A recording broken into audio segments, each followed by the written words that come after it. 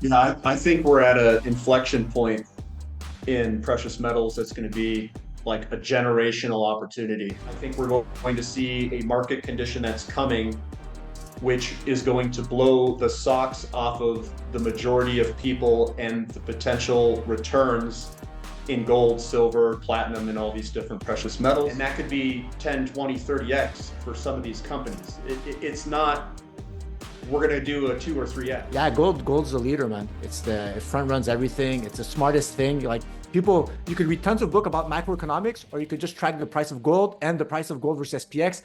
Yeah, gold's the leader, man. It front runs everything. It's the smartest thing. Like people, you could read tons of book about macroeconomics, or you could just track the price of gold and the price of twice in 2000, didn't it? 2000, 2008, and it also happened in the 1970s.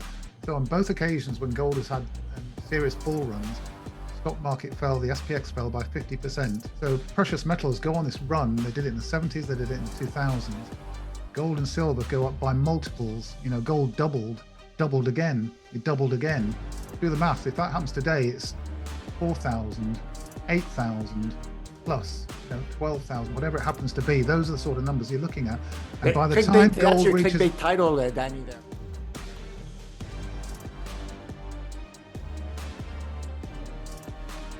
The Ford Chartsman -1 on the show. Casper couldn't make it from Uselink, but we do have Kevin from North Star Bad Charts, Patrick from North Star Bad Charts, and the one and only Andy from Finding Value Finance. Let's just talk about the general market. What is your individual view of the general market as a whole? We're continuing to make new all-time highs.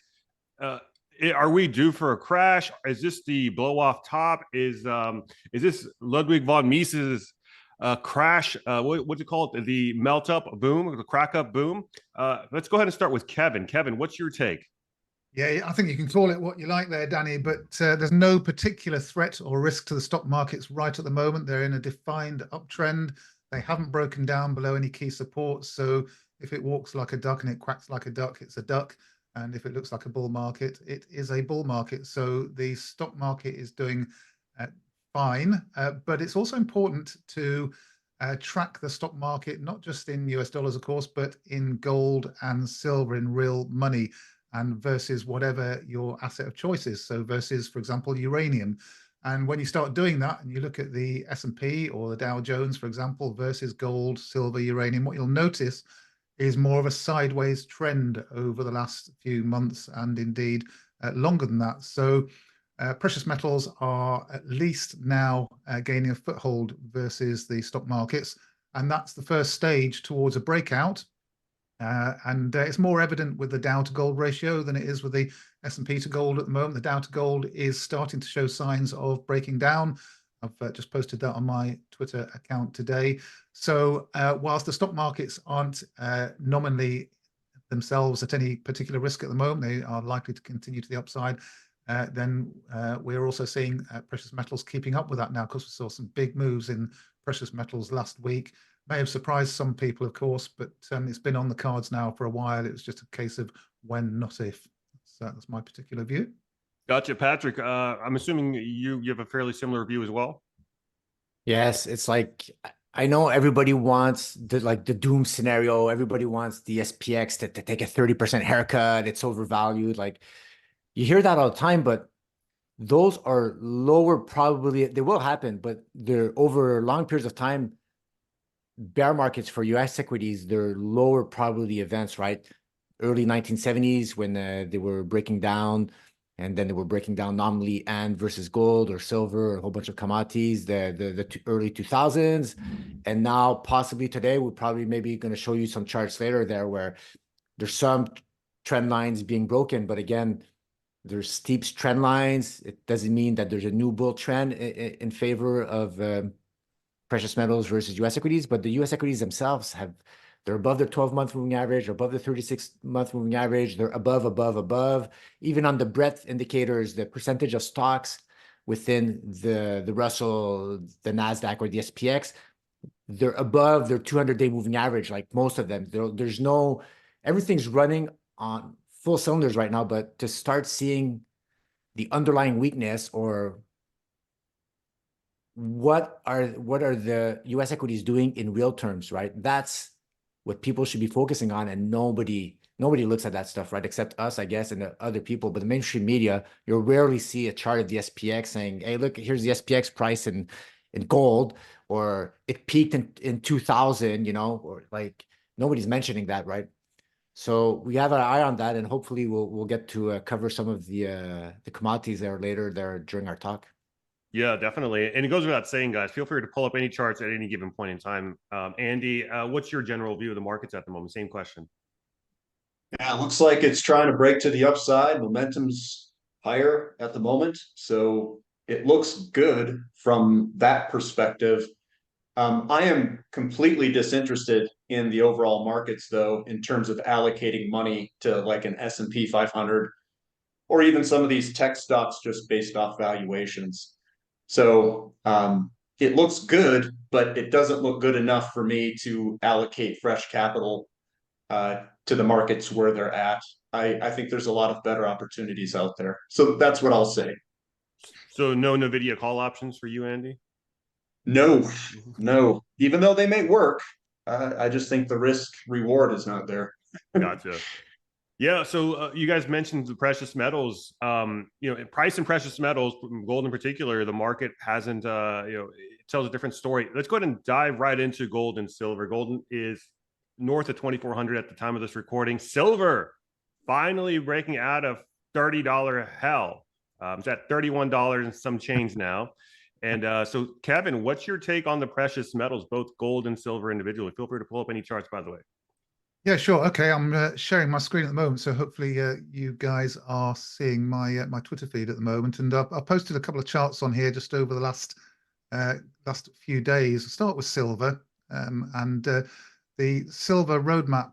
I think a lot of my followers will be familiar with this type of silver chart that I've been showing for a number of years now. And silver has formed a very classic arc type chart pattern. This happens a lot of times at the end of bull markets and as we transition into at the end of bear markets as we transition into bull markets.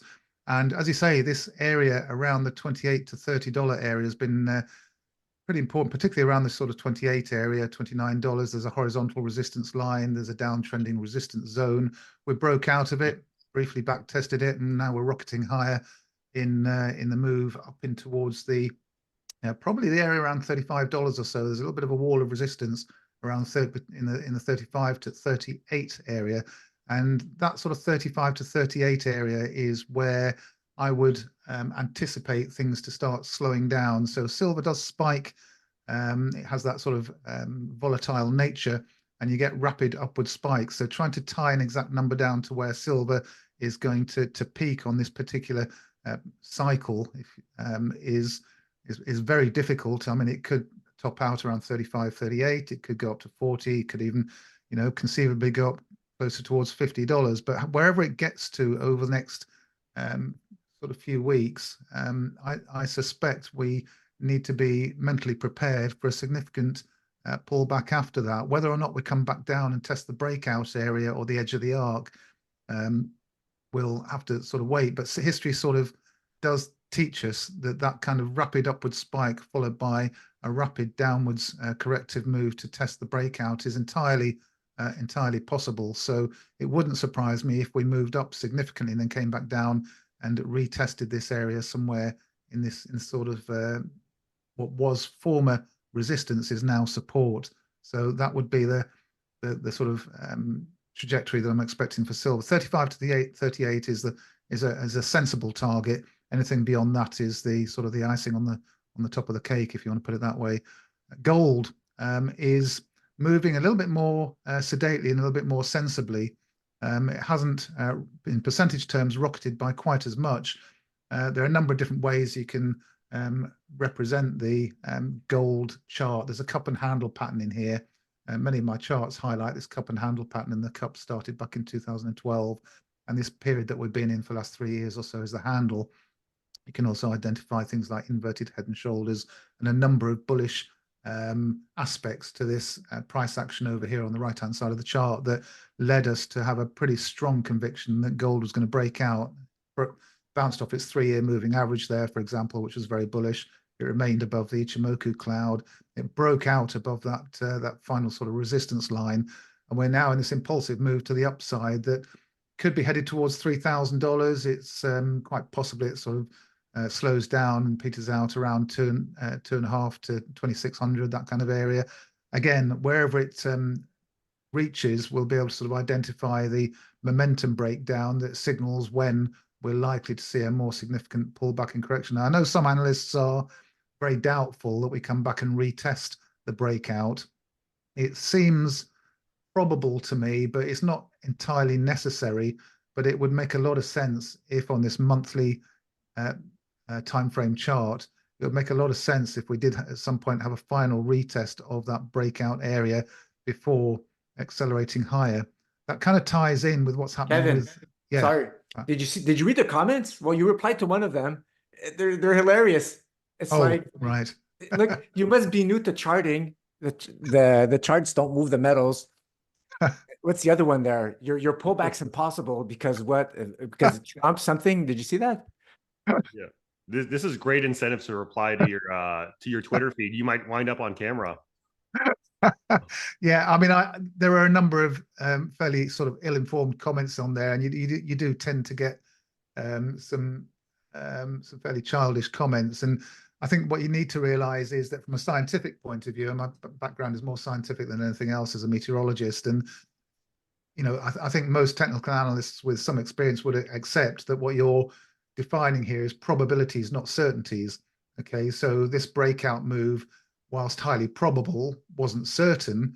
But if you're wanting to invest and trade in the markets, you do that based on probabilities. If you ever think that something is a guaranteed, nailed on certainty, then you're probably setting yourself up for disappointment and a big lesson. But what I'm highlighting here is what I personally think is perhaps the slightly more likely scenario, rather than this thing just accelerating up to $3,000-4,000 without any significant back test. And given that a back test is or a correction is likely, then the likely destination of that back test would be that breakout level. But I'm not saying that is guaranteed. I'm saying that's something we need to be very wary of. But a big picture, we're clearly in a gold and precious metals bull market. And it appears to be within the confines of a year's time frame, right? Because I mean, yeah, you're looking at this chart from 20 years. This is a 25-year chart you're looking at there. So when you're making these, these determinations, these forecasts, it seems like you're within a fairly long time horizon. Yeah, you have to, as I said, use probabilities and history as a guide. So you look at what is achievable based on evidence. You can't just stick a chart out there with an arrow that points to the top right-hand corner and say, that gold is going here. If it doesn't fit within the confines of something that's happened in the last 50 years since gold came off the gold standard. Now, I know you're going to get people shouting and screaming, saying, yeah, but it's different this time. Commercial banks this, and Russia that, and China that, and gold is going to $10,000 in the next 6 months. Well, that's not impossible, but it's an outlier event, okay? And you don't want to be betting on outlier events. It's a bit like an old saying in weather forecasting: you never forecast a record temperature, because the chances of getting a record temperature by definition are relatively low. You can forecast a temperature that's close to the all-time record, but forecasting something that's going to beat the record means you're forecasting an outlier event, which is much less probable. So this chart here is the SPX versus silver chart, and it is similar in a lot of ways to the gold versus Dow chart, or should I say the Dow versus gold chart, in that what we're witnessing here is a gradual transition to a capital rotation. So if you think the move in precious metals has been quite impressive in the last few days, you haven't seen anything yet. This is absolutely nothing compared to what would happen if and when we get the confirmed breakdowns in these ratio charts, when the Dow to gold ratio breaks down on a confirmed quarterly basis and confirmed monthly basis, which it's doing at the moment actually. And when you get the gold to SPX ratio breaking out, particularly above the 0.5 level, gold is worth 50% of the SPX or more, then that's very, very important. So these ratio charts, they hold the key to what's happening behind the scenes. So you can look at the gold price chart or the silver price chart, and that tells you some stuff. But if you want to know what's really going on and what's really driving this, there's a couple of key charts. There's these ratio charts, and there's also the 10-year yield chart, which told us all of this was highly probable a number of years ago when we shifted from one paradigm into another. 10-year yields perpetually falling to now the 10-year yields breaking out and being, you know, 4.5% to 5%. So the yields is one part of this, the yield and the real yield, and the other part of it is the ratio charts and how capital is flowing from one sector to another. And you can see on the distance from moving average indicator at the bottom there, which is key to this as well, is that we're getting breakdowns on the distance from moving average indicator on shallower and shallower and shallower support lines, which shows a loss of momentum. And that means that the ability of this ratio chart to stay above its 3-year moving average is getting less and less and less with time. You can see that visually by looking at the 3-year moving average on the top part of the chart there, the green line. It's getting shallower and shallower and rolling over, and the price itself is starting to oscillate up and down above and below the 3-year moving average. And that's the first thing that tends to happen, of course, when the price breaks convincingly below the 3-year moving average and you move into a bear market. So this ratio is starting to suggest capital rotation is beginning, and therefore once the floodgates open on this thing, then, you know, it wouldn't surprise me at all if silver went up by similar multiples to what it did do in the last bull market. It went up over 1,000%. So if you think silver can't go up 1,000%, just look back to the last bull market or the bull market before that, and you'll see that that's what silver does, and gold by, I don't know, 500 or 600% without any difficulty at all. So that's my view on gold and silver. Kevin, you took all the thunder away from me and Andy. What are we going to talk about now? You could always talk about the weather, Patrick. Plenty to talk about. Yeah. Yeah. So same question to you, Patrick. What's your view on the precious metals market at the moment? Well, this is how much purchasing power has been destroyed, because these cycles that Kevin outlined, I'm not going to show those charts again there. He did it brilliantly there. Those turnovers that are happening. And if it really follows through, because right now it's like a dome pattern, right? The SPX versus silver. I could have drawn a dome, right? It's just the overhead resistance showing the halting of the logarithmic advance, stalling, and what could happen after you stall. You could reaccelerate, but now you're more also vulnerable to going down, right? Because if you're running upwards, you're not going to just walk backwards, right? So now we're vulnerable there. But well, I'm sure Kevin did some of these charts, and I think I might have done it. Nominally, the price of silver at this rotation is much higher than it was back in the 2000s when they had rollover. What was the price of silver? $5, $6 back in 2000 when that rollover happened? I can't remember. It was, I think it was below 5, Pat, more like 4. Yeah. So that's how much destruction of purchasing power we've had. So now we're going to start a new cycle. So whatever, 10x, 8x, but we're starting from a higher price point, right? Everything is up higher. So that's kind of a little, breathtaking when you think about that. It's silver's gone up, but it really hasn't gone up yet, right? It hasn't entered a real bull era yet. I know sometimes we say that on its own price chart, it's doing constructive things, but in the macro landscape, it's not in a bull era yet. It's just not, right? Because the miners haven't started like breaking out. To be in a bull era, you have to beat the SPX. You have to. If you're not beating the SPX, all those capital flows from those hedge funds, they're going to keep piling in that bull era. There's another thing to mention as well, which is that gold is finally starting to break out versus consumer prices. So gold versus CPI. If you look at that particular chart, many people point to the fact that gold hasn't really gained very much since 1980 when you take inflation into account. Well, they can't really say that anymore because gold is now pushing higher. So gold's valuation versus CPI is now higher than it was back then. So we're moving into an accelerated phase where gold, and this is why this happens. Me and Pat and technical analysts on Twitter aren't the only guys that are looking at gold versus CPI. You can bet your bottom dollar that hedge fund managers are doing the same thing because they want to have their capital and have their investments in areas that are outperforming. So they'll be aware of what gold versus CPI is doing and what gold versus the S&P is doing. So as these cycles take place, and it's purely cyclical in nature, of course. So as these cycles take place, they're sort of self-reinforcing. because as it becomes more obvious that the cycle is becoming embedded and that gold is starting to outperform, gold's beat. Well, Pat's got the chart here. I'll let Pat talk about it. Well, yeah, no, you were doing great, Kevin. We see all what hedge fund managers or people react to in their spreadsheets and their algorithms and their risk money management, whatever, like all these fund managers pushing billions and trillions of dollars, like reacting to margins shrinking because of inflation, all that. We just see the end result, right? What matters, right? The aggregate of all these people pushing this money around, reacting to the macro landscape. And here's gold adjusted for inflation. And I did this one a while back, and gold was just around here, and silver was in its consolidation. But gold broke out of this descending trend line many months ago. And even this candle here, that's 1 month before silver broke out of the hit. It's silver tracks gold versus inflation. So while gold has not broken out versus SPX, like the miners track more of that because the SPX is a higher adjuster. It's a more powerful adjuster than inflation. But silver loves tracking gold adjusted for inflation way more than it likes the gold versus SPX. So the miners as a whole, they track better gold versus SPX, but silver, gold's performance versus inflation is just phenomenal, right?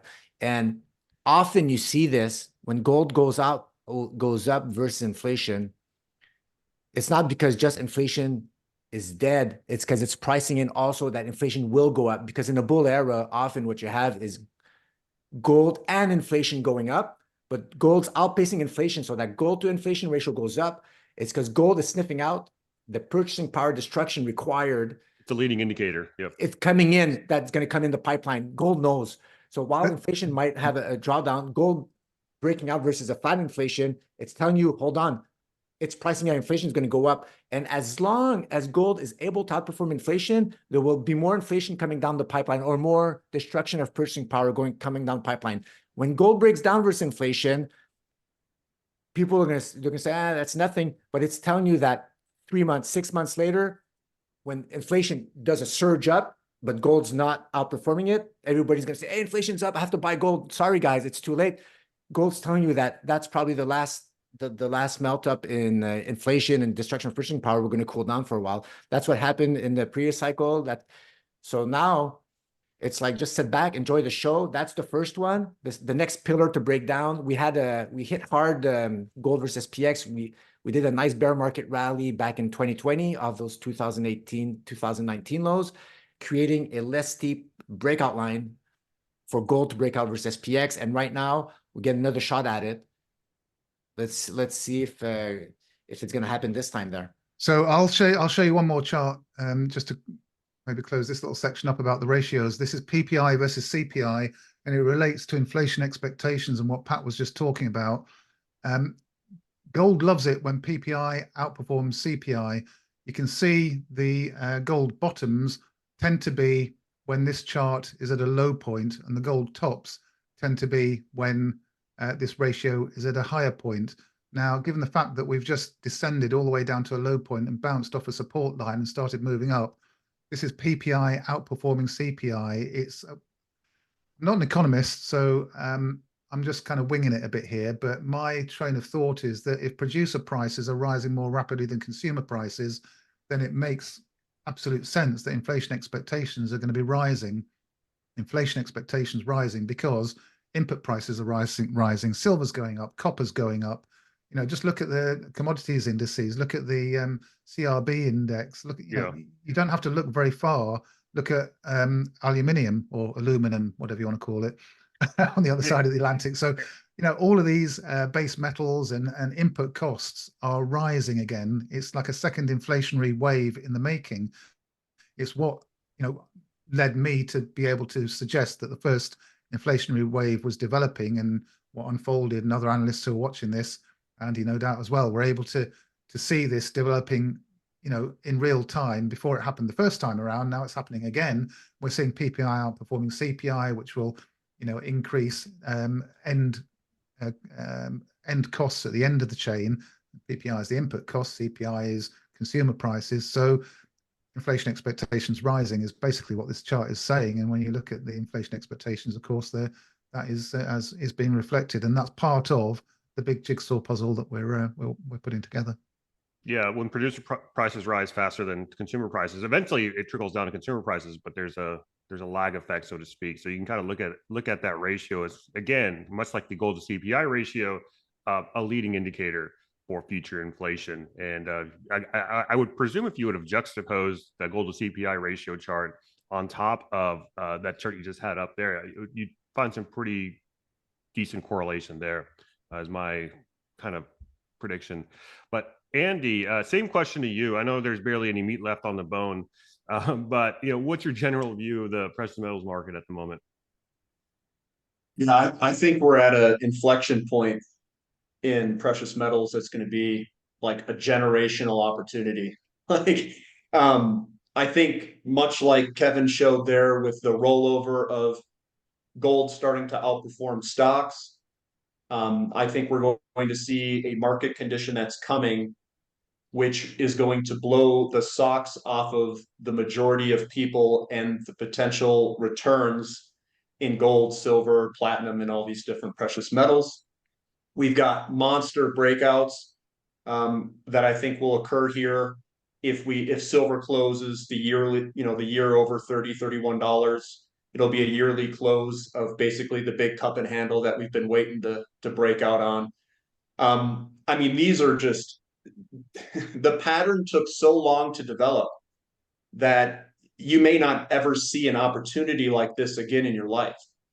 And if we start to see all these things roll over, which we're starting the beginning of the rollover, if we start breaking against stocks and other, the NASDAQ, S&P 500, the bond market looks like total garbage. And I don't know, you look at countries and how they're positioning, countries are buying gold.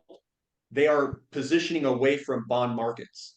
So I think that we're at a pivotal spot with interest rates breaking out like they have, where we could see an ungodly amount of money rotation from financial assets into hard assets and precious metals.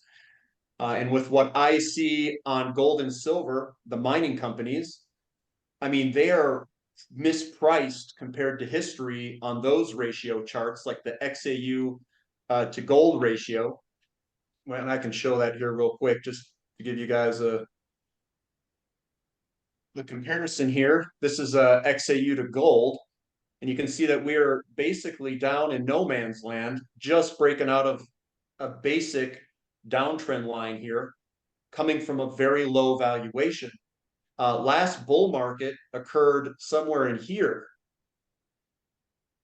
This ratio was dropping.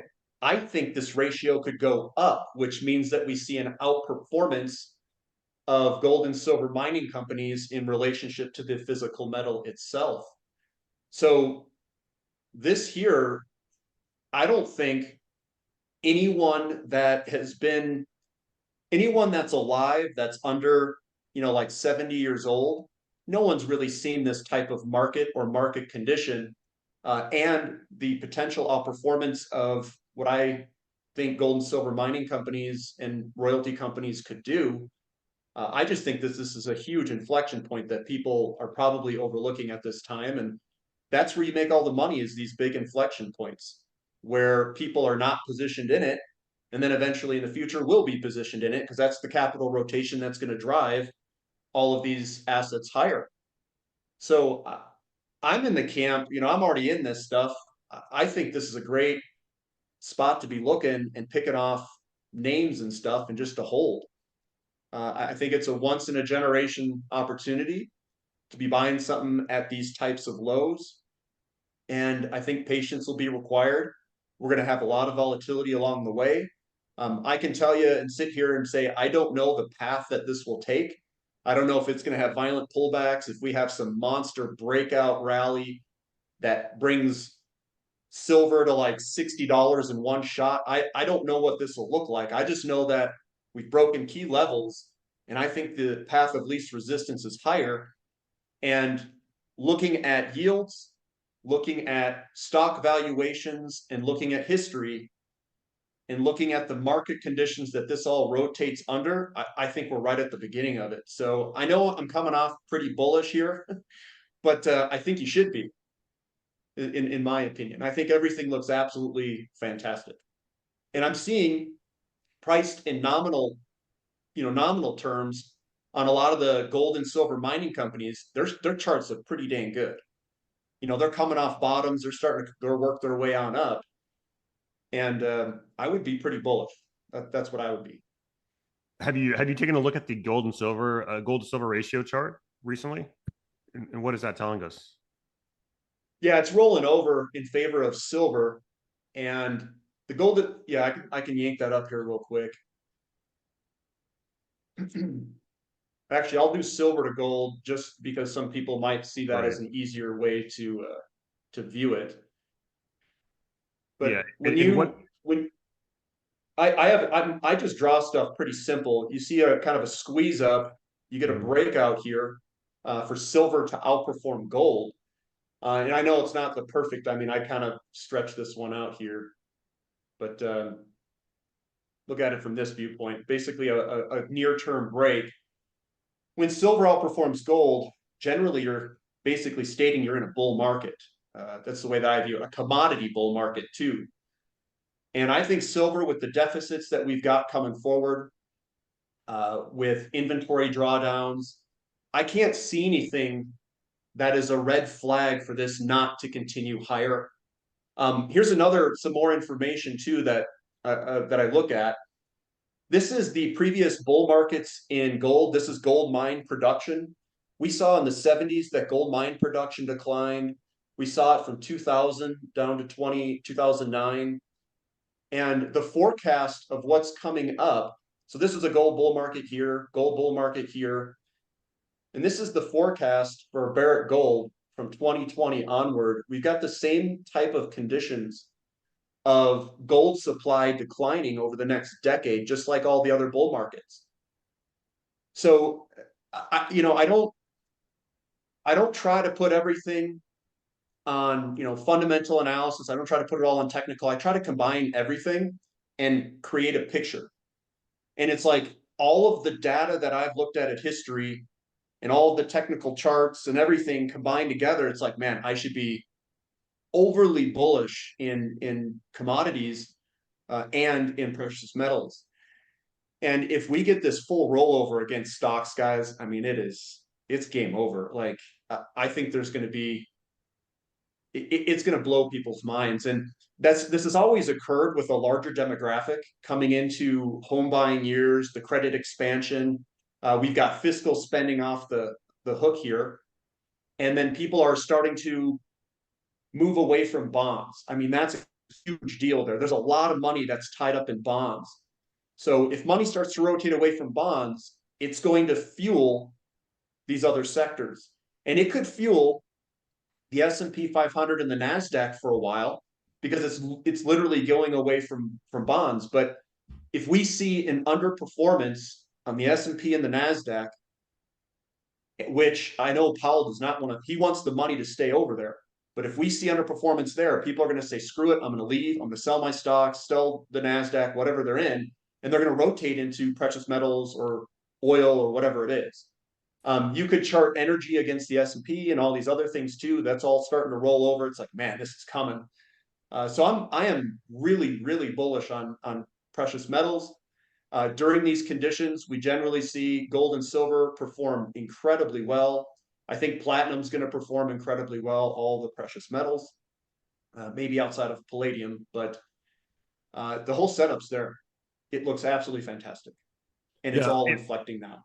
Yeah, I mean, if you chart the what's it called, the SPGSCI, which is essentially your commodity index against the S&P, I mean, it is ridiculous. Like, commodities are still super cheap relative to the S&P, and once that capital, it doesn't have to be a full capital rotation into the commodity space. Even a fraction will launch commodities to some pretty extravagant heights there. Speaking of one thing I'll end on, or I'll say is, coming from these low valuations like gold and silver mining companies and or commodity equities and stuff, the upside potential is greater than what most people, I think, can imagine.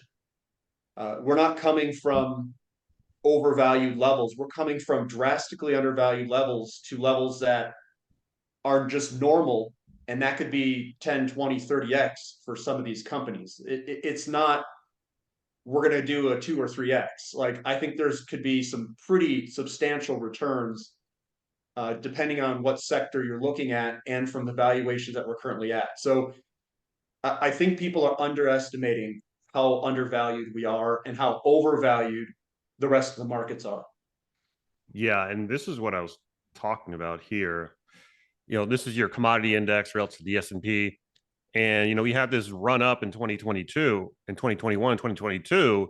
But in the grand scheme of things, I mean, this is still far below, your 1980s levels of this ratio between the commodity index and the S&P. And this is where we're at now, valued at 0.11. At the height, you're all the way up here at 2.35. So, I mean, you can do the math there in terms of Double the bottom. asymmetry. 440x. Yeah. But you gotta be it's gonna careful a take little bit time. about this. You gotta be careful because you can't front run. Okay. It went down for a reason, right? It's down there. What looks cheap could become cheaper, right? So it's really critical if you want to make sure the full weight of evidence is behind that next move, right? You have to make sure that you're truly in a bull market, because I'm sure people on the way down, oh, it's low, I'm gonna buy. Oh, and it goes down 50%. Oh, it's low, I'm gonna. Well, I think you told me this, Danny, right? How do you lose 100% or 99%? You lose 90% one first. time, and then you lose another 90% of the Yep. 90% you lost, right? So you got to be. Look, the signs are looking great. So even if somebody is bullish at the turn, and the turns always feel bullish because you have these crazy rallies. But if you don't zoom out and you don't see those longer term trend lines that are huge walls, that are there, like Andy mentioned, that $28 level for silver, that wall, even if we're above at 31 now, by the end of the year, goodness gracious, we could have that pullback like Kevin imagined. On the smaller timeframes, it could go up to 35 mid-year. We could go and close a year below 28. Like at retesting that breakout line. Guess what that means? We don't have a yearly defined breakout. We're stuck below that wall again. So that's why that $28 is key. If we could close a year above that, goodness gracious, that's whatever, a 40-year pattern, a 10-year pattern combined to another 40-year pattern. Then, of course, it's generational stuff. And a bigger pattern like that is going to take 5, 6, 8, 10 years to play out. So even if you're bullish now and you feel the FOMO, I got to position myself. Guys, take a breath. Seriously, if that thing's really going to play out like the way we think it's going to play out, man, you're going to have 10 years. Even if you buy in the first year, let's say you buy, okay, 2024, I have a confirmed breakout in silver. It went up to 35, but it closed at 31, whatever. It closed a year, we have a breakout. Man, even if I take my time and buy slowly in 2025, I'm golden. I'm golden because I'm going to have 8, 10 years of this thing, right? So the more you wait for these racial charts to break out in favor of the instrument you want to play, the more evidence you're adding that the pullbacks will be less harmful and the dips will get bought up by the institutional money, by those capital flows.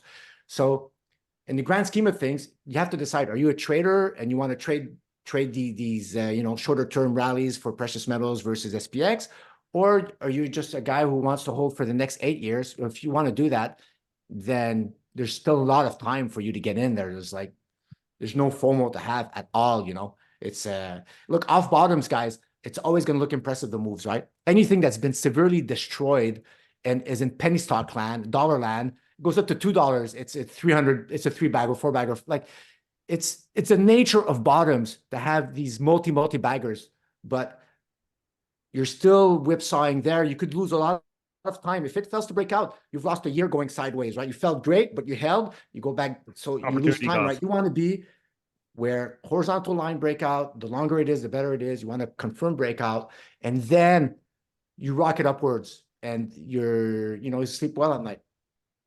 Yeah. So next question I want to take to Andy. So Andy, copper has been, known as things along the lines of Dr. Copper. It's usually a good indication of the health of the economy. Copper's at I want to say near an all-time high, might actually be at an all-time high, $5. What is going on with the copper market? Yeah, they're just short copper. They're short copper, and the supply side is screwed. And I think copper is going to continue higher on the longer time frame. Short term, it's going to go all over the place. But we're going to continue to make new highs, and it's going to keep going up and up and up and up. because there's just the copper not there to stop that move. With Dr. Copper, historically looking backwards, my opinions here, I'll just kind of disclose my opinions, but my opinions are it was demand that was mainly driving the price movements over time. So the demand would increase, and then supply would have a lagged response to that increase of demand, and the price would go up, and that price would signify that the economy was strong. So the demand was fluctuating up and down, basically pushing and pulling the supply side, saying, give me some more. Okay, we've overproduced. I think from this point forward, it's going to be more supply driven than demand driven. So yeah, demand is going up and up and up, but supply is just not there. We don't have the pipeline of projects to support copper demand out to 2030, let's say. So I think we're going to go into some big bull market in copper. And I don't even know if like a small slowdown in the market's really going to do all that much to the price of copper. I know it's priced on the margin, but the supply is just, it's like uranium. We're coming into uranium and it's like, man, the supply is not there. So these bull markets, I think there is a difference, a little bit of a difference coming up versus maybe some of the other markets in history. I think the supply side is going to be more impacted this time around. I know this time's different, I get it, but I think the supply side is just jacked on a whole slew of different commodities over the next decade. I also think that the world is printing a bunch of money, and I think it's going to be highly inflationary, like we saw in the PPI to CPI ratio that Kevin was talking about. And I just don't think markets are positioned for that outcome in the commodity space. And I think interest rates breaking that big 40-year downtrend is going to be the cause of all this money rotation. That's like your leading indicator. So that's kind of what I'm looking at as my leading indicator. It's like this big breakout, and I'm like, something's different here, guys. Like this is a big deal. It's like a paradigm shift. So copper is going to be stuck between supply and inflation, money creation, and just lack of supply. So what's the quote that Robert Friedland said? You're going to have to use a telescope to see where the price of copper is going to go to see it up there. Yeah. I agree with that over the next decade. Now, obviously in the short term, flip a coin. What direction is it going to go in the short term? Momentum's to the upside. Yes, it's broken. Yeah, we're going to make new all-time highs. Is where we're at. But I try not to focus too much on like a week-to-week movement. I'm looking at like the multi-year move that's coming.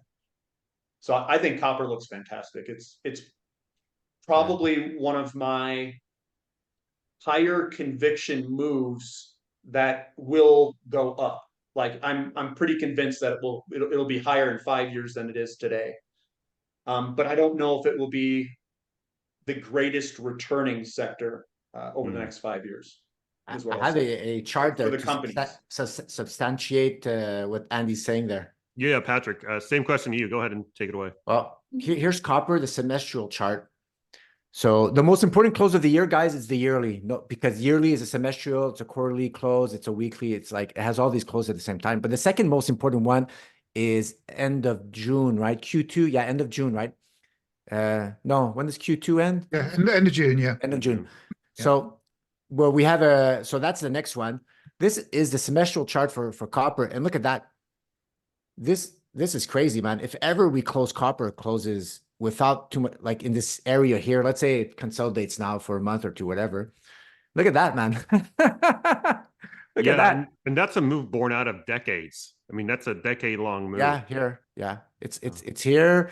It's there's a whole bunch, it's a congestion area here, false breakout, then a flag here. Like, goodness, there's many measured moves there, but we're talking about $6, $7, $8 copper, and it's coiled in tight. It's not, we're not stretched there from the moving average here, from the 9-year moving average. So if you're talking about bigger moves, You have here big base, a flat line, clear breakout, and copper, I think versus SPX must be doing pretty good there. I haven't looked at it in a while, Kevin. Is that just, I was going to say, just before you got rid of that chart, actually, is a good example of why it's important to wait for a horizontal breakout, because you notice how the price of copper broke out from that steeply descending trend line there back in 2018 or whenever it was, and it hit horizontal resistance. It hit the level of the previous high. So when we talk about a wall or a wall of resistance, it's a horizontal brick wall of resistance that's above the current price. So breaking out from an angled descending trend line doesn't mean that you're just going to go up and up and up and up. It means you're most likely to go up till you hit your head on a wall of resistance. So you might envisage a big red arrow going all the way up, but then you hit your head on this wall and you spend another 6, 12, 18, 24, 30, you know, there's 2 years worth of sideways movement there. And that's just because there was a wall of resistance there. In this case, it was the previous highs. So you identify those horizontal breakouts, and I've shown this before. If you know, it's like jumping on a slope. If you jump on a slope, you're gonna, you know, land on the ground lower down than where you started. You know, if you jump up and you land lower down the hill, but if you're jumping off a, you know, on a horizontal plane, you're not going to go any lower than where you started. And that tends to be the case with technical charts. You know, you break out above a horizontal level, and then if you do come back down, at least you got that horizontal level to support you. It's not the same as coming back down on a steeply angled trend line, because Like this one. in that case you actually end up lower than you were when you broke out. So you know, a lot of people get trapped and disappointed, and that's what powers the next move, of course. There's that, yes. And here's also these charts, really, you know, people say it's voodoo. It's not voodoo, it's human psychology. All of this is the fundamentals that people talk about, but it's the fundamentals that people talk about represented in a scientific way on a price chart. And you can see all of the human emotion represented by these things that people call candles. That's human emotion that right there in front of you. You know, it's people's reactions to the price breaking out. Yeah, it's going to the moon, shoots up, hits horizontal resistance, all the algos kick in, comes crashing back down again. Everyone's like, oh, what's going on? Well, you know, if you're one of the small guys playing a chart like that, expecting a big breakout, what you don't understand is that the algos and the professionals recognize horizontal resistance levels. They recognize this wall of resistance, the volume resistance, because you've got a volume node there. And it's that contains the price. It's that pushes price back down.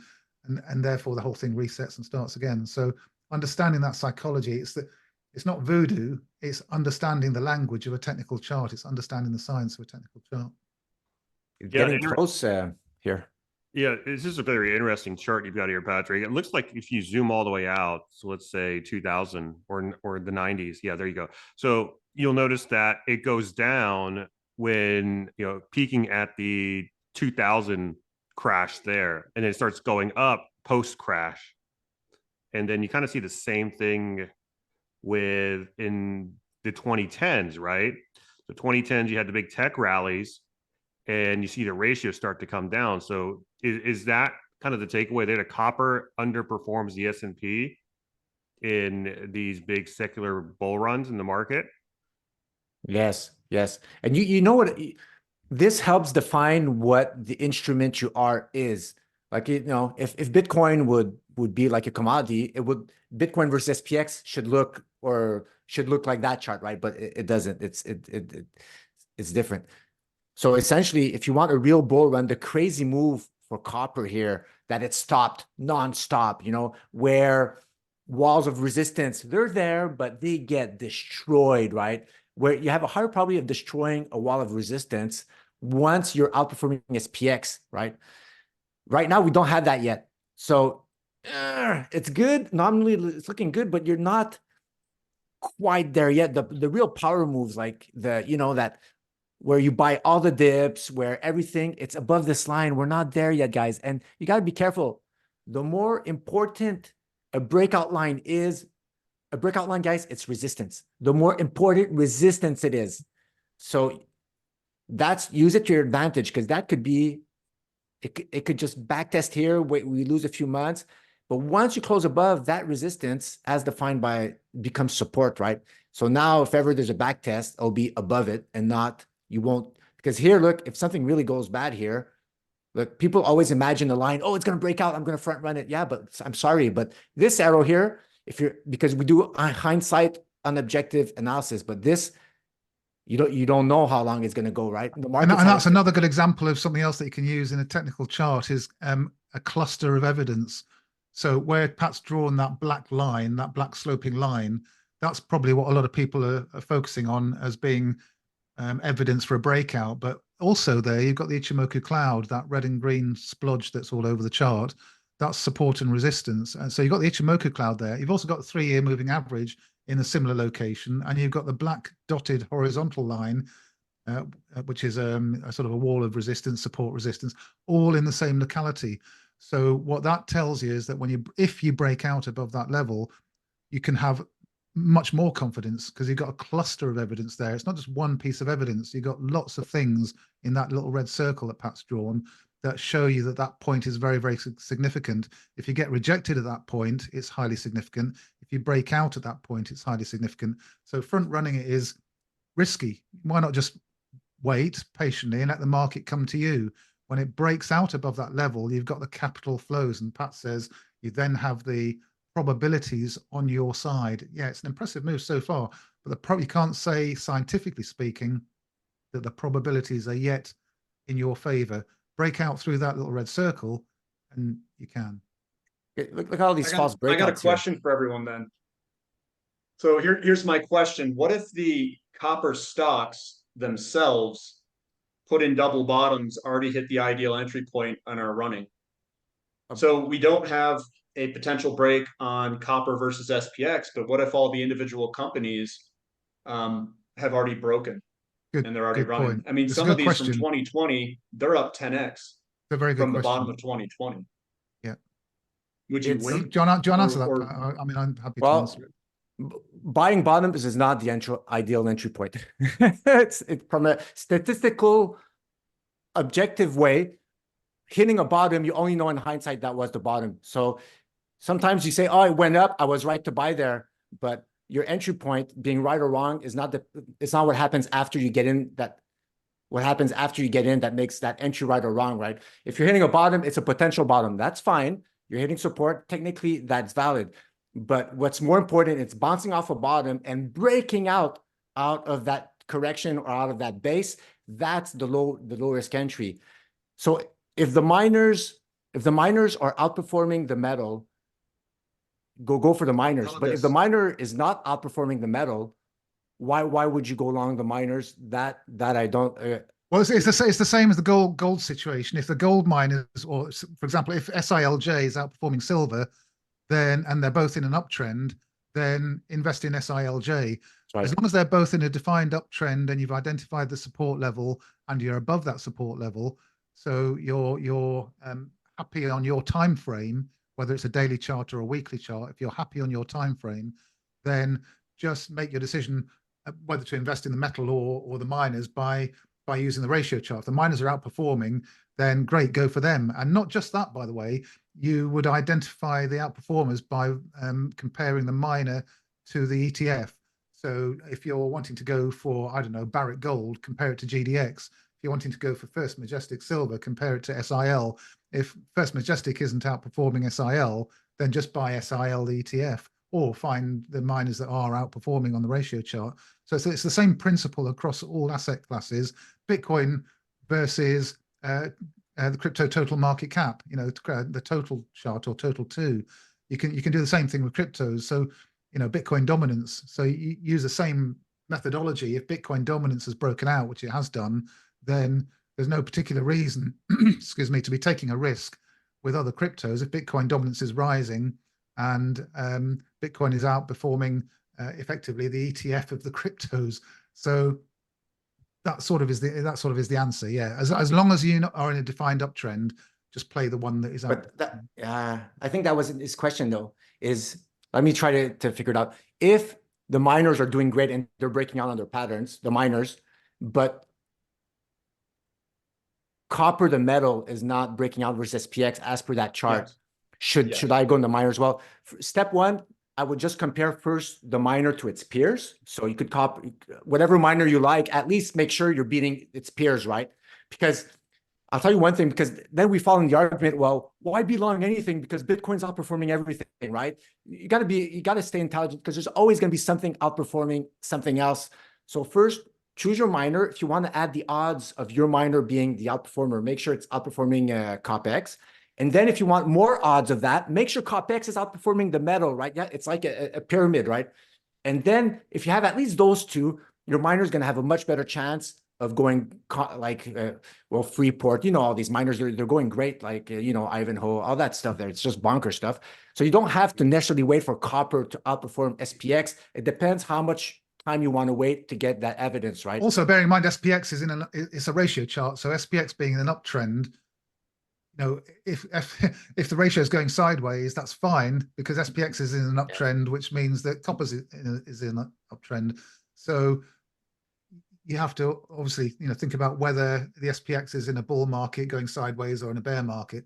So that factors into it. So there's a lot of moving parts. Yeah. So I hope that I can describe my approach. Yeah. So I mean, I'm already positioned. You guys probably already know this, in oil and copper. I'm positioned a while back, and I've just been sitting in it. But I used kind of the confluence of all of the data to make my decision. It's not like one chart or two charts. It's like the interest rates are breaking from, a 40-year decline that's breaking out, which the bond market is like, it's getting toast. You're probably going to see money flow into stocks and into commodities for a period of time. That's the way that I kind of view it. The conditions, like the real estate market, the credit expansion, and all that inflation stuff is all being driven by the demographics. So that's all driving in the background. So I'm looking at, our money flows coming into the individual stocks front running perhaps the commodity itself. So I'm looking for money flows into the equities, and I'm looking at their charts, and they're putting in bottoming patterns, like double bottoms, inverted head and shoulders, all of those things. And we can buy it kind of on the right shoulder, perhaps. Yes, it's an early entry point, and yes, there is more risk to it. Totally agree. But there's also a lot of rewards to being early and being patient. Obviously, I'm hedging myself with time, and that could be viewed as a opportunity loss or something like that. I understand that, but I also know being early and just being sitting in it, using time as my hedge, and using all of the, I'll call it, the evidence across the board of what we're seeing, just of everything. And then seeing the money flows come in, it's like, I'm going to take a position and sit. I'm doing that obviously with uranium. I'm doing it with oil. I'm, all these different sectors, and I'm kind of spread out. But we're seeing also the confluence of money coming into all the sectors, and the bottoming patterns and all the equities across all the commodities. That gives me more confidence that it's a legit, move. If this was only occurring in uranium and nowhere else, then I'd be like, don't have that confidence. But we're seeing across the board. We're also seeing, my opinion is, gold is our leader, and that thing's broken. Like it's running. It's like, I don't think it's going to come back and break down. I think it's going to continue to go up. Yes, there's pullbacks in the short term, but I don't think we're going to break below probably 1800, 1900 ever again. Perhaps. Oh, goodness. Yeah, I mean, I just don't think that will break down below that. But is it possible? It is. I agree. But I'm just looking at it like, gold's our leader, silver's breaking out, platinum's breaking out. That occurs at the beginning of commodity bull markets. And maybe I'm early to the game, but I get in there and I jump in and I start buying stuff, and I use time as my hedge if I'm wrong. So I can kind of wait it out as long as those conditions continue to drive in the background to eventually push these things up. You're very right about gold not coming back to sort of crazy low levels, because gold attracts loss of purchasing power. So gold is always going to go on the long term from the bottom left of the chart to the top right of the chart, because it's tracking loss of purchasing power, just like house prices do. If you look at a chart of gold versus house prices, you can buy a house for actually less now than you could in 1975. If you're paying in gold, house prices are cheaper. Both houses and gold track effectively, I suppose, loss of purchasing power. You add zeros to the monetary base, and that's what happens with hard assets. gotta be careful because it depends. Because purchasing power took a huge positive for the Americans back. I don't know when in the 1900s. There was a period where, if ever the, whatever fiscal responsibility or the destruction of debt, and each dollar is worth more because there's less of them, then of course gold could go down, and that would be healthy. A lower gold price would be healthy for the people who don't earn a lot of money, who don't have savings. At least their dollars will be able to buy the loaf of bread. The price going to go down. We should always. I think the point I'm trying to make is that gold, of course, gold price can fall 50% like it did in the last bear market from 2000 to 2050. That is sort of normal, I suppose, but over a much longer time frame, unless something dramatic happens to our monetary system, which probably will happen at some point. But until that happens, and as long as we stay in this regime, if you want to put it that way, then what has been going on since 1975 will continue until something major happens. Either the system breaks, or CBDCs or whatever is forcibly introduced, and again, we have a completely different monetary system. But as long as the system is maintained as it is, then it'll continue in much the same way. I think this is the chart you're referring to, Kevin. Yeah, exactly. So you can go back to 1975, and now we've got house prices breaking down versus gold. So yeah, I mean, look at that. You get all the way back 50 years, and it's the same number of ounces of gold that you'd have needed to buy a house back in the 1970s, and it's just broken down. Actually, that chart, there's a rising trend line on the right-hand side of that chart. Gold's going to outperform. Yeah, it looks like it. So you got to be careful like that.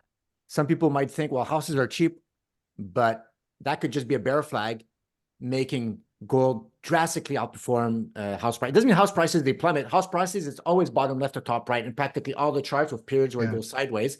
It's just relative. That houses might stall for a while, and or go up, but not as fast. But gold's is gonna track that incoming purchasing power destruction.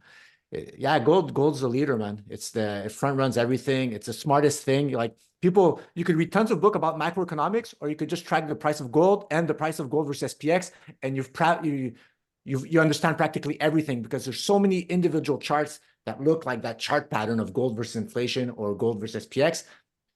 Like, you don't need to be you don't need to know why, guys. That the cause is irrelevant. It's what you actually see that matters, right? The actual end performance. Yeah. So this is house prices versus the CPI. Kind of tells a different story there. Want to put that on the log scale? Is it on the log scale? No, it's not. It is? No? There's not much difference between the two. Well, you should always put it on the log scale. Yeah. Well, I mean, always. It depends on the trend line. There's no there's no reason ever to put on the linear scale ever. There's no reason. If it exhibits a linear trend, then it doesn't matter, because the log scale on the shorter time frames will look like the linear chart, but when you zoom out, it accommodates for any type of logarithmic advance that starts. So the trend lines, of course, on the linear chart will be valid to some extent, but always put on the log scale. That's my tidbits. Even on ratio charts? Anything, always log scale, always. Unless it's a percentage scale, of course. If it's a percentage scale, that's different if you're looking at percentages. But from a mathematical point of view, what Pat said is right. I mean, the only line that is the same on both is a horizontal line. That's right. That's exactly the same on a log scale and a linear scale. Is a horizontal line will be in the same place. But as soon as you have an angled trend line, then it will fit with log all the time. But linear, if as soon as the chart starts to move by an order of magnitude, so if it moves from 1 to 10 or 10 to 100 or 100 to 1,000, and gold's done that, silver's done that, Bitcoin's done that. There are very few assets on the longer time frame that haven't moved logarithmically, because purchasing power destruction. Over time, everything has been destroyed by purchasing power, by fiat money printing. Essentially, the bottom line is there isn't any reason not to use a log scale, but there are many reasons on many situations not to use a linear scale. That's right. Yeah. So this is the housing index versus the S&P. So now you get a very similar story to what you got with gold. We're still very cheap relative to the S&P. Yeah. And it could get cheaper, right? It could get cheaper. Yeah, You're- certainly could. You only know if it's not going to get cheaper if it's, you know what, the best trick, put in a moving average, because that is scale agnostic, linear, log, it doesn't matter, and it's objective and it's mathematical. So on all your charts, just put in a 12 period or 36 period moving average. And if the price is above inclining moving average, it's mathematical. Even sometimes, the trend lines, you can't find one that fits. Who cares? Sometimes people nickel and dime. It's not fine. Who cares about the trend line at the end of the day? Are you above an inclining moving average? Yes or no? If you are, an uptrend. It's as simple as that. So that chart, I'm pretty sure that the moving averages are starting to get flat. So the price is probably oscillating sideways, sideways pattern. But as soon as that thing starts trending nicely above the 12 period, 36 period, or whatever, then you're in an uptrend, right? It's truly crazy, man, that gold's at this price, silver's at that price, and we haven't broken out versus SPX. It's just crazy, man. How, like, We could be at that's $3,000 gold and that's $50 crazy. silver. I would have never thought that. And still, gold to Ah. SPX may be only just on the brink of breaking out. They've been melting up together, all that stuff there. And one's This got is to the- and give. This is why we need, as part of the dynamic here, the stock market needs to roll over significantly, because if you look at the 1970s and you look at the 2000s, what did they have in common? The stock market rolled over sufficiently. Now, if it happens suddenly and it's a liquidity event, the metals will be affected and will have big drawdowns. But regardless whether it's a liquidity event or not, the stock market needs to roll over significantly. And when I say significantly, I mean ultimately by around about 50% as a ballpark figure. That's what happened in the 2000s. In fact, it happened, I think, twice in the 2000s, didn't it? 2000 and 2008. And it also happened in the 1970s. So on both occasions when gold has had serious bull runs, the stock market fell, the SPX fell by 50%. Okay. And that's as that starts to bottom, and probably before it bottoms, gold starts. So gold will probably outperform during that drop. But then gold begins to rise, silver begins to rise. The stock market may continue to fall further as the metals turn around. But then what happens, and this is a crucial bit, the stock market rises slowly. Precious metals, you can't see them for dust. They're off into the distance.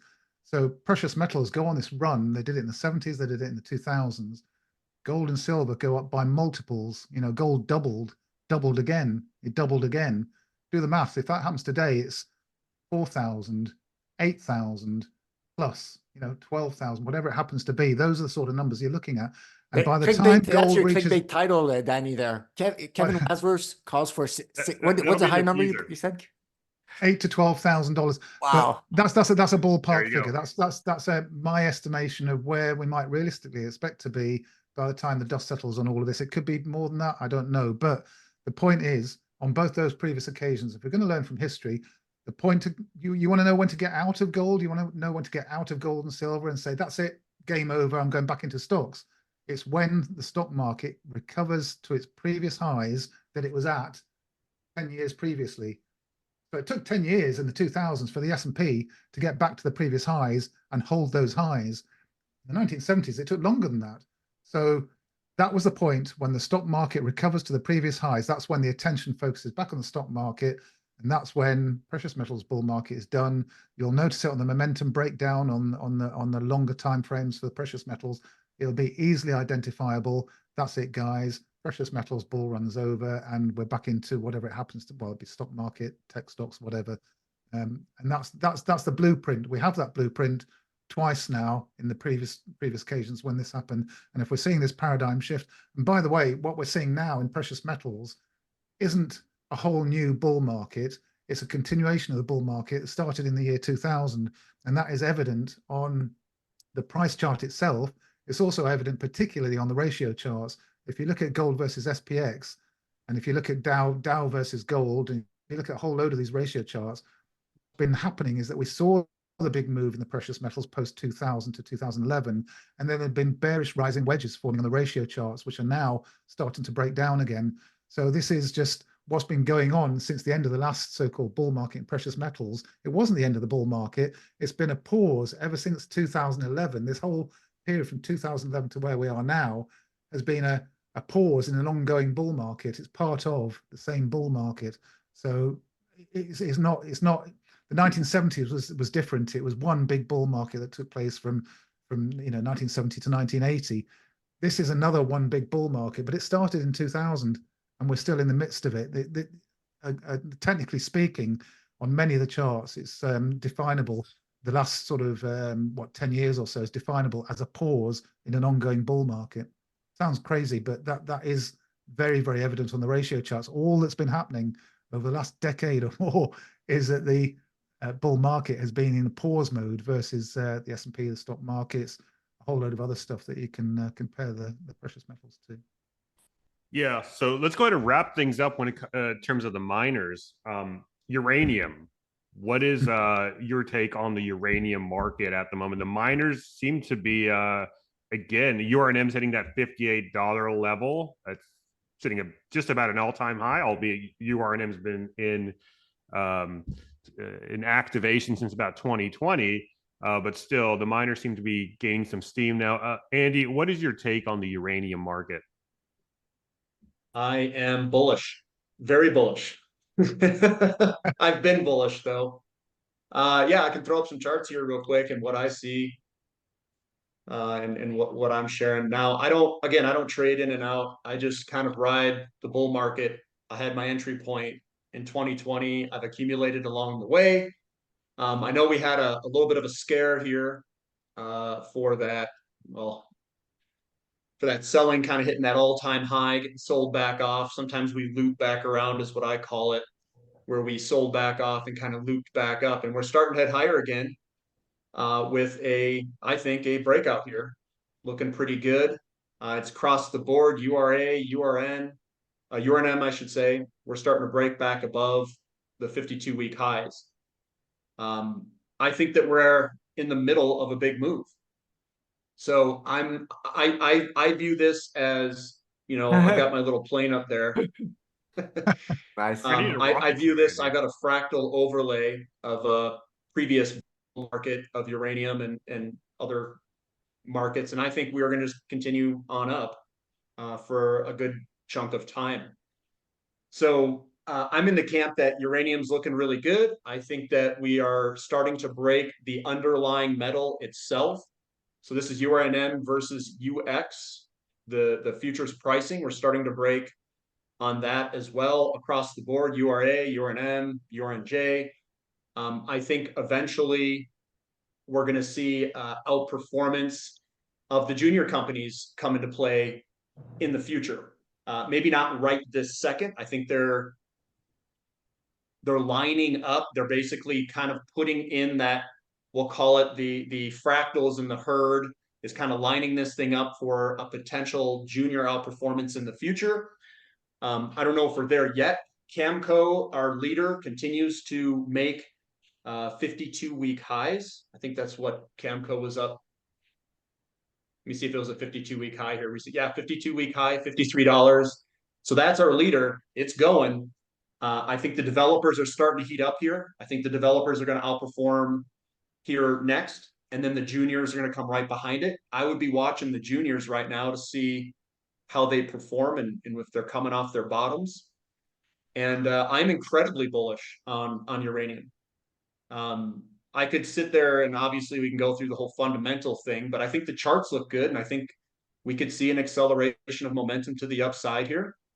And I would say that the juniors are the ones to look at this point in time, and the developers. Developers are going to outperform. And then the juniors are going to be, everybody forgot about the juniors. They don't care about them anymore. And that's generally when I start to care about them. And I'd be looking. So uranium is incredibly bullish. I think we're going to see outperformance probably against stocks and other sectors, probably the NASDAQ as well. And we're probably at the beginning of what I would consider to be the media phase coming up here in uranium, to give you kind of like an idea of where we're at in this big cycle. I think we've got probably a good chunk of time still ahead of us of this bull market to unplay, though. I don't think it's going to be, like 6 months long. I think it's going to take longer than 6 months to play the full bull market here. And the juniors haven't even moved yet, guys. Like some of them, they're like still putting in like wedges and stuff at the bottom, and still trying to come off a bottom. So we're not that far into the cycle yet, in my Yeah, opinion. the supply demand deficit, it hasn't even really started yet. I mean, if you look at a graph, it doesn't really kick into high gear until late 2020s. Yes, yeah, I would agree with that.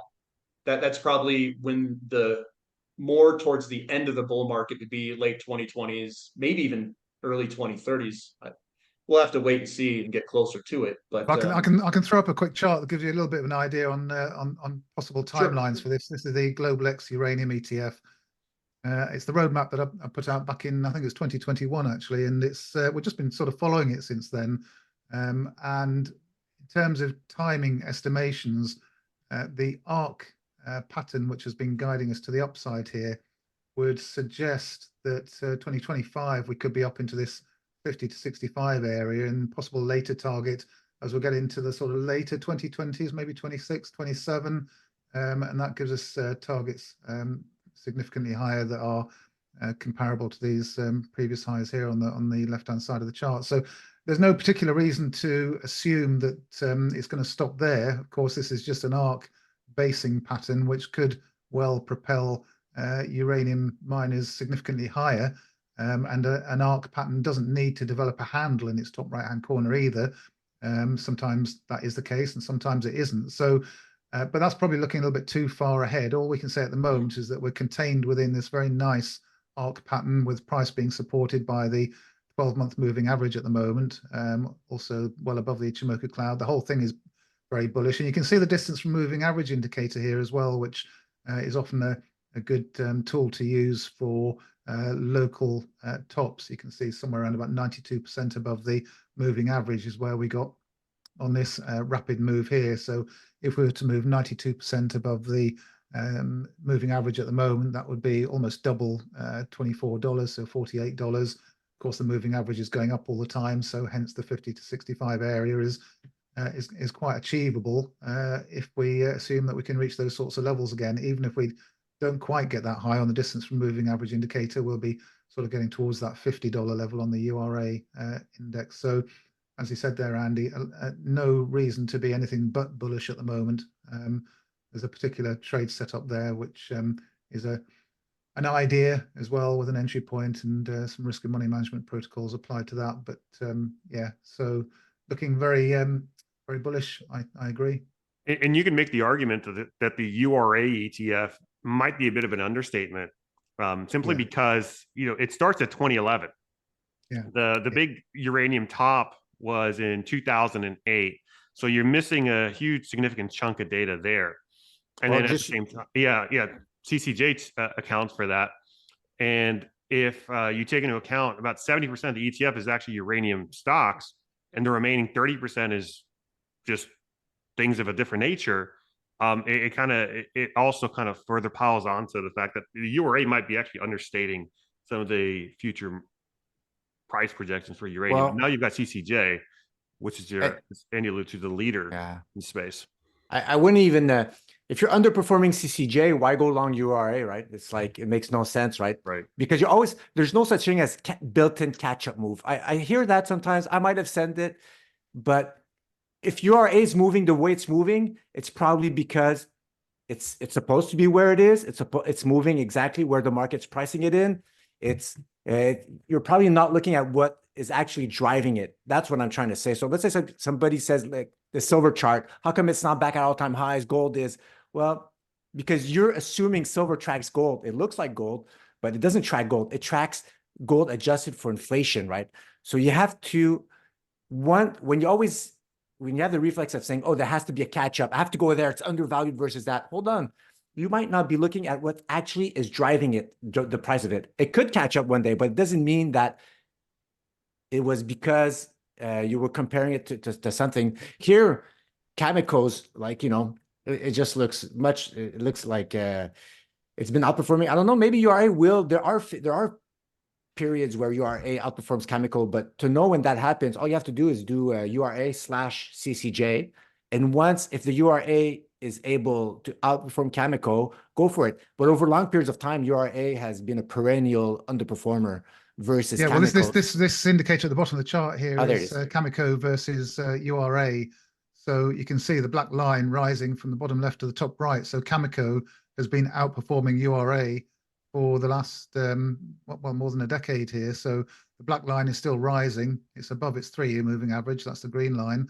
So Cameco is outperforming the URA index. So and you can use the exact same technique with all the other uranium miners as well, and compare them to the URA index. And when you do that, you end up with about half a dozen uranium miners that are outperforming the URA index. And when you identify those, I'm not going to say what they are. It's more for our website, but you can do that technique, and you can identify the outperformers, and therefore maximize your gains in the sector, not just with uranium, of course, but with any other sector using the same sort of technique. So yeah, it certainly looks as though Cameco's on the verge of breaking to new all-time highs here. Very, very close. There's a little bit of a resistance zone there, but yeah, in nominal terms. But then if you control for the additional money supply and circulation, or the inflation rate, I mean, it tells a. Hold on. Yeah. Well, before you answer Danny's question, adjusted for dividends, Kevin, because dividend adjusted, it is above all-time highs. Because if you would have held it, this is the thing. We could only put sell orders on the regular price chart, right? I don't think your broker has a dividend adjusted, but the actual gains of you holding Cameco is the dividend adjusted chart. If you held through those dividend payouts, so Cameco, I don't know, that looks like a 3-4% dividend maybe, and it wasn't always, but dividend adjusted, it's showing the way, right? Mm-hmm. What's the dividends for Cameco there? I don't think it's a lot there. It's down to 17%. .17, goodness. But they must have had some before. 0.17, yeah. They must have had better dividend payouts, because you see you're above all-time highs, dividend adjusted. Oh man, there's a beautiful, like that chart, man. You've had great opportunities getting Cameco. It's crazy there, but sorry, maybe Danny had a question. You want to know inflation adjusted? No. Inflation adjusted, or price in gold, or price in M2 money supply, something to kind of account for the additional liquidity in the system. Yeah. Cameco broke out versus NASDAQ a while back, right? It's crazy. So that's versus gold. That's the ratio versus gold. So you can see it's got a way to go yet before it gets back to its previous ratio versus gold. Yeah. So even that, I see that. Why should I hold gold? Yeah, it's outperforming gold to a very high degree. Mm-hmm. So if you're wanting to be ruthless about it, just hold Cameco until that ratio breaks down, because you're going to be maximizing your gains. Gold's doing great. Silver's probably doing better at the moment. So you could look at this versus silver. Looking at it versus silver. XAG. It's crazy, man. Goodness gracious. Okay, let's have a look. And you got to be careful. Sometimes, guys, outperforming silver to a very high degree as well. It's tricky because those that look in fundamentals, and sometimes they look at a chart and they say, oh, there's silver in the name of the company, or uranium, right? Oh, it's uranium, uranium's up. That chart has to go, that company has to go up. But if you look at the chart and you see that your company is not looking anything like uranium charts, or it looks better, that company might be doing something that's not making it track the underlying metal as much. Maybe they're hedging more. Maybe they're, there's a whole bunch of stuff that could happen in a company like Wheaton. Wheaton is a miner performing much better than the other miners. Wheaton, or there's a few others, I forget what. They look exactly like the gold price. Not all miners are equal, right? So if people are always looking at JDX and Hewitt to play the miners, they're perennial underperformers versus the price of gold. But there are some gold miners, or gold and silver miners, that have been doing great over the years. But you have to use ratio charts to really spot these outlier plays, right? Yeah, 100%. Anything else you guys want to add on to the uranium analysis, North Star bat charts, before we move over to energy, oil and gas? Just to reinforce what Andy said about the uranium miners breaking out versus the metal, the miners did exactly that at the start of the bull run back in 2019, 2020, and the miners went on an explosive run. Then they gave it all back. Every little bit of it was given back. I'm not saying the miners gave back all their gains. What I'm saying is they gave back their outperformance versus the metal. So they basically ended up all the way back in a position where the metal and the miners have now performed equally since the bull market in uranium started. But as Andy's just shown there, they've just broken out again. So we're now looking like we're entering the next phase where the miners are outperforming the metal. And if it's anything like as explosive as it was previously, then you'd better buckle up. Buckle up, Buttercup. All right. Well, let's move over to oil and gas. Kevin, I'll let you take this one. What's your view of the oil and gas market at the moment? Yeah, well, natural gas has been in the dumps for quite a long time now, and it's, from a technical charting point of view, hasn't done anything particularly to get me excited at the moment. So natural gas is going to have to do quite a lot of work to on its technical chart to even get close to getting back above 3-year moving average and other technical levels that it needs to be above in order to be in a bull market. So that's natural gas. As far as oil's concerned, oil is struggling and it's on the cusp of being. I've been following the WTI chart, which is just about above the sort of support levels that it needs to be to maintain a bullish outlook. I know Pat's been looking at one or two other oil charts as well that look a little bit less bullish. So it's kind of in a little bit in no man's land at the moment, oil. On a technical charting point of view, I don't know what your comments might be, Pat, on that, but certainly, I mean, with the WTI chart, the target is around 100 to 115, as long as the support level that it's just sitting on at the moment doesn't break. I think Pat's got an oil chart that is also just sort of on a level that it needs to break above to turn bullish. So yeah, it's yeah. This is the USL chart. That's Kevin there. That I didn't know that existed there. The USL is a fund, but they have 12 months of futures contracts. So it smooths it out a lot and it permits people to hold oil without having to, the carry costs, the futures rolling over, all that stuff. So they have 12 months of futures contract. If one expires, they get the next one. But the chart looks a lot better because this peak here that it had this blow off top, it was smoothed out, right? Because the markets were probably pricing the future oil price to be lower. You know how they're forward looking. So it's looking pretty good. It's looking, that's the monthly. It's looking pretty sweet right there. Because I'll show you guys just the oil chart, the one Kevin's talking about. Reset chart. Oh man, that wick is a killer. That wick, man. I hate that thing. There should be an option just specifically for the WTI chart. Just turn off that wick. So it's looking at slightly less bullish here. So on the USL, it's looking good. If the USL breaks out, then there's a support line on there that when I was talking about support line a minute ago, I was just talking about that rising support line there that it needs to hold above really to maintain its bullish or slightly bullish prospects. But yeah, it's kind of in no man's land, as I say. It's not fully broken out. It's not fully broken down. Listen, there are times when you look at technical charts, I think sometimes people expect you to be either 100% bullish or 100% bearish. It doesn't work like that. There are times when you have to acknowledge that the chart is in that kind of no man's land situation where it hasn't broken above key resistance, but it also hasn't broken below key support. It's in a consolidation. And when it's in a consolidation, you can sort of surmise as to where it might be going, but until it gives you the evidence and it actually crosses one of those thresholds, it's a little bit foolish to kind of front run that, in my personal view anyway. So wait for the market to come to you sometimes, be patient, and that can avoid some of the mess ups that people commonly make. Just let the market come to you, be patient, and then take that trade when it presents itself. Yeah, Andy, same question to you. Yeah, so I'm still, it's in a consolidation for sure. It's consolidating sideways. I am remaining bullish on it though on the longer term. It's consolidating in the short term. It could even fall to the low 60s within that pattern that we're still consolidating in. Very well could happen, but I'm going to be longer term bullish on energy just in general.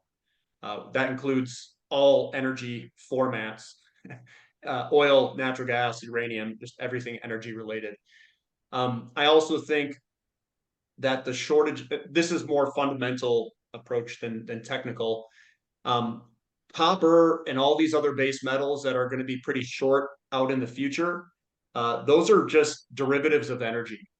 It's moving Earth around using energy to get the metal. So I think that in the future, demand for energy is going to be pretty robust from any sort of transition we try to make to anything else based off of lower ore grades and the decline of the supply of a lot of these different base metals. So consolidation in the short term, that's where we're at. It does possess the movements and traits. I call it the fractal. It's the same fractal as the beginning of bull markets of the first move off the bottom of other previous bull markets. If you were to compare kind of how the herd was trading in the beginning. So they look very similar. You can still get a washout sell kind of at the beginning of a next, big leg. That's very well possible. But we are, seasonality wise, we are coming into strength for demand. And I have a feeling that governments, like Biden and all them, they're not going to want oil prices to go up. So they're probably just going to dump SPR if it does try to go up and try to hold it down. This consolidation, I mean, they dumped a whole bunch of strategic petroleum reserve barrels on this thing. They threw everything they had at it, hundreds of millions of barrels at this thing to kind of slow the pace of move, but it's just going to amplify the move on the back end, I think, whenever that does occur. Isn't that bullish for our mining equities because their input costs stay kind of like leveled off due to the steady oil price? Short term, yes. Yeah, but long term, oil is going to go ballistic. Yeah. It's going to go ballistic because of the inflation. So short term, yeah, we're definitely going through consolidation. Totally agree. Look, longer term, we're going to be way up. That's my view. If uranium goes up, copper goes up, gold goes up, silver goes up, oil goes up.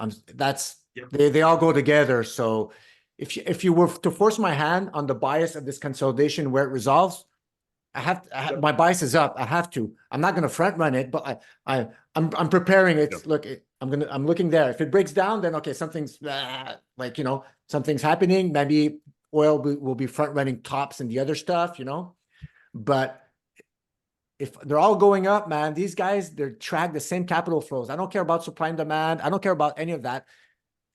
The combination of all that stuff is reflected in all these commodities. That's just the nature of the beast, right? A commodity bull cycle is for all of them, even the ones that have whatever that you put overlay those charts, they look practically alike. So it's very encouraging for oil. The fact that copper is doing what it's doing, uranium is doing what it's doing, silver, especially silver, like goodness, right? So you know what it does? It's like not all commodities move at the same rhythm in a bull market, but it's creating opportunities for people who think they're late and they're jumping, oh, silver's up and they want to jump in close to the top or wherever, a localized top, whatever you want to call it. But if they take a step back, okay, silver's going up. What else is in the commodity complex? And they could, okay, oil's getting ready. Nobody's talking about it for 2 months, right? 3 months, 4 months, 5 months. That's how you have to you have to take a step back, be smart about it. And there's always, and when oil does its run and you're exiting, silver's probably going to be finishing a correction. Then you get another chance, There's opportunities everywhere, guys. Don't FOMO. That's my mission number, my statement there to tell people there's no reason to be stressed out. There's no reason. There's always stuff. There's mining companies that are laggards. What Pat's saying is the commodities are like corn in a pan with a heat being turned up, and they're all going to start popping at some point, but not all at the same time. Pop, pop, pop, pop, pop, and you can use the charts, technical analysis to spot which one of these bits of popcorn are about to burst upwards. I want to see a popcorn pattern from one of your charts. I'll do a popcorn chart for you. There you go. Which one's going to pop next? Yeah. Well, use the ratio charts, guys, or whatever. We've shown that's you what the ratio charts do. The ratio charts show you them in slow motion as they're starting to pop. Yeah. So exactly what they do. Yeah, well, we've covered, I think, pretty much the entire commodity complex, just about. So I think this is a good time to kind of sign off and, we'll go one by one. Guys, drop your socials, any concluding thoughts that you have on the, before we wrap things up. I'll start with you, Kevin. Yeah, you can find me at North Star Charts on X, and of course, northstarbadcharts.com is our website. One thing we didn't mention, I just mentioned very briefly, the 10-year yield chart, which broke out a while back, of course, is kind of behind all of this. And the 10-year yield, right? Okay, so money supply times money velocity. Okay, money supply times money velocity is very, very important to what's going on, because that's GDP. That's the formula for GDP. GDP is money supply times money velocity, and that's tied in with a 10-year yield chart. And the problem that we have in the 1970s, GDP was falling. Okay, as we had all these problems with inflation and rising bond yields, GDP was the debt to GDP ratio was falling, which was fine. That was okay. That helped the situation be more containable. But from 1980 to very recently, a sort of 40-year period, debt to GDP was rising. It rose from around 30% to around 130%. That makes your debt sustainability somewhat more problematic. Okay, the only way to square that equation is for GDP to rise. If your debt to GDP is starting to become an issue with your debt repayment obligations, you can increase GDP. Now, I was always sort of almost like indoctrinated that GDP is, sort of health of the economy. It's how well the economy is doing. It's really not. It's just money supply times money velocity. You want to increase GDP, you pump a whole load of new money into the system, because that's going to make that equation suddenly work. And I'm not an economist, and you can probably tell I'm not an economist. I'm a meteorologist, I'm a scientist, and all the rest of it. But what I'm trying to explain in a roundabout kind of way is that by increasing GDP, you can make that equation work. And how do you increase GDP? You do it by increasing money supply, and bingo, that's what's behind all of this. That's behind the whole cycle. That broke out of the 10-year yield and the problem it's caused, and the solution to that problem is why we're seeing what we're seeing. It's why we're going to get this cycle. It's why gold's going up, silver's going up. It's why aluminum's going up. It's why oil's going to go up. The whole commodity complex is the entire cycle explained with a 10-year yield chart and the debt to GDP ratio. That, for me, is kind of key to all of what we're seeing here, and explains why. If people are watching this thinking, why is all this happening? Why are these guys so, convinced about commodities and the commodity cycle? That's it in a nutshell. Look at that chart. Look at the 10-year yield. Look at debt to GDP, and just think about that for a minute. Yeah, and with that product in mind, the M2 money supply versus velocity, you just look at a velocity chart. I mean, it's been going down for decades now. So it tells you that all this GDP is just primarily coming from the increased money supply. Exactly. So, Patrick, go ahead and drop your socials, and what do you want to leave the audience with? The Bad Charts One on X with Kevin. There we have northstarbadcharts.com. That was a great closing argument, Kevin. So Commodities 1, SPX 0, we win. No, I'm kidding. That's it. Andy. Yeah, so you can follow me on Twitter. It's at finding_finance. I do have a website as well, finding-value.com, where I dive into all these topics and how to play all this stuff. Final comments. I think Kevin's got that nailed there, of what the drivers are. I think another thing that could really, I'll say, amplify this bull market in commodities is the supply side is really jacked up this time. It is really messed up. And in order for the financial system to remain in balance, they'll continue to print this money, which ties into GDP. And if you don't have a supply response, your velocity and GDP can't grow like it could before. So I think there's going to be some constraints that really blow up some of these sectors in the commodity spaces because of supply side problems and the lack of response from the supply. So, copper, uranium, all these different sectors here, I think we're going to see some fireworks in commodities. That's what I think. Yeah. Well, if you guys enjoyed this content, be sure to give it a like, subscribe to the channel if you haven't already, comment down below. Let me know if you agree or disagree with any of the charts, any of the analysis that we've seen in this episode so far. If you want to support the channel, you can buy me a coffee, link down below, or you can check out any of our affiliates down below as well. We do get a cut, It does support the channel, and you do get an awesome product in return. And with that said, you guys, I will see you in the next episode. Bye, y'all.